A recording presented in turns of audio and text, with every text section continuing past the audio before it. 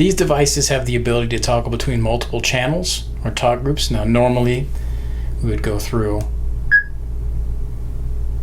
Channel 2, Banning High School Main, and turn that dial there on the top.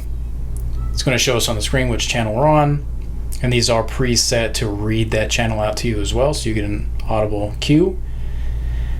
Now certain devices will have access to multiple zones as well. So you'll see here on the screen we are in zone 1 currently, channel 2, which is Banning High School. Now depending on the user, you may have access to multiple zones. I wanted to show you how you can toggle between those. So what we would do is go to Options and scroll down to this setting called Channels and Zones. From there, it's going to show me all of the available channels that I have on my device. This is in Zone 1.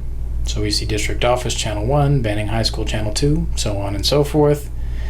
Now, if you have access to multiple zones, we would toggle between them by selecting Options, clicking on Zones, and on this particular device we have channels on Zone 1, 2, 3, and 5. So let's say we wanted to go to Zone 2.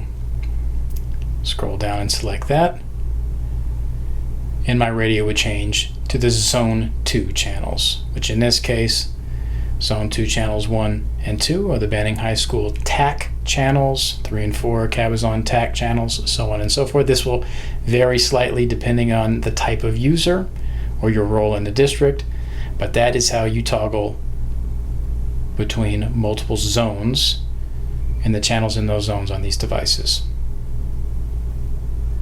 Just keep in mind, Zone 1 is all of the primary talk groups for all schools and district sites. So that's probably going to be the primary zone that you want to stay in more often than not.